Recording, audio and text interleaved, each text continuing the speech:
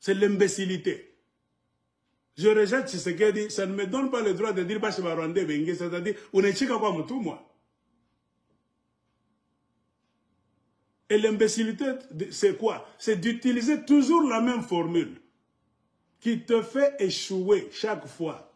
Tu fais toujours recours à cette même formule avec les mêmes éléments sur la table. Et tu penses que cette fois-ci, tu vas résoudre des problèmes. Non, tu es un imbécile. Selon ce que Albert Einstein, le physicien le plus célèbre de la planète Terre, a dit. Quand tu es dans un laboratoire, tu es en train de faire tes calculs physiques là-bas, tes formules. Il y a des éléments. Tu as remarqué, j'ai utilisé cet élément 3 fois, 4 fois. Chaque fois que j'utilise cet élément, en combinaison avec les autres matières là-bas, j'échoue toujours.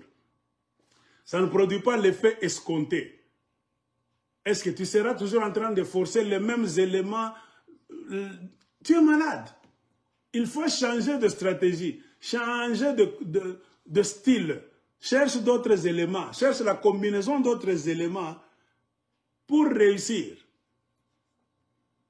Les mêmes Rwandais sont entrés avec Laurent Désiré Kabila, ils l'ont tué. Ils ont tué Mamadou Ndala. Les mêmes Rwandais nous attaquent, ça fait maintenant 30 ans. Ils ont tué maintenant, c'est plus de 20 millions de Congolais. Les mêmes Rwandais ont géré beaucoup de vos frères là-bas, sous forme de CNDP et les Ougandais, tout ça. Les Jean-Pierre Bemba sont allés là-bas, ils sont revenus comment? Avec les bras cassés. Ces pays. Jean-Pierre Bemba, un petit acte en République centrafricaine, arrêté. Mais Kagame qui tue des millions, on ne l'a jamais arrêté. Et un Congolais, tu sors. Tu deviens porte-parole des M23 qui sont des Rwandais. Ils se sont beaucoup cachés, ils ont beaucoup nié. Mais tout le monde aujourd'hui, qu'est-ce qu'on nous dit? Ce sont des militaires rwandais. Ils ont toujours été les agents, les militaires du Rwanda. C'est la mafia occidentale qui les appelle des rebelles. Moi, je vous ai toujours dit, ce ne sont pas des rebelles. Ce sont des mercenaires. Un rebelle combat ses propres frères dans une structure nationale. C'est celui qu'on appelle rebelle.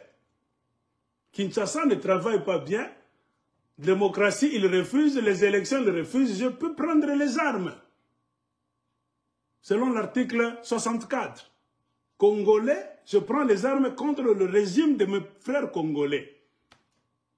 Je peux installer ma base soit au Congo, ou bien par mesure de sécurité, je peux aller en dehors du Congo, à la frontière, pour me protéger. Mais je vais commencer à rentrer au Congo, à aller me battre et à revenir. Je suis un rebelle.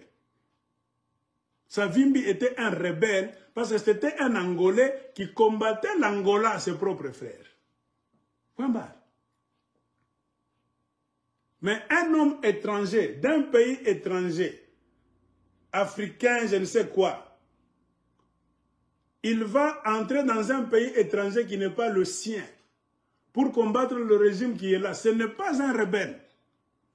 C'est un mercenaire qu'on utilise seulement par soit un individu, un groupe d'individus ou bien même des institutions. Il y a d'autres pays, des États qui font appel à des mercenaires tels que les Français et les Roumains qu'on a désarmés à Goma. Vous comprenez? Ce ne sont pas des rebelles. Comment les Français et les Roumains que le régime de Tshisekedi a appelé pour secourir l'armée congolaise, après être arrêté, le monde entier, même RFI, a appelé ces gens-là les mercenaires. Mais comment les Rwandais aussi qui viennent d'un pays étranger pour entrer au Congo qui n'est pas leur pays, vous continuez à les appeler rebelles, vous tous, même le porte-parole de la présidence? C'est-à-dire, vous ne savez pas ce que vous êtes en train de faire. En appelant les M23 rwandais rebelles, c'est vous qui légitimez ces gens-là devant la communauté internationale que ce ne sont pas des Rwandais, ce sont des Congolais. Je vous ai toujours dit, il faut appeler ces gens-là les mercenaires rwandais. Dans le mercenariat, il y a l'étrangeté, ce ne sont pas nos frères, ce sont des gens qui travaillent pour l'argent.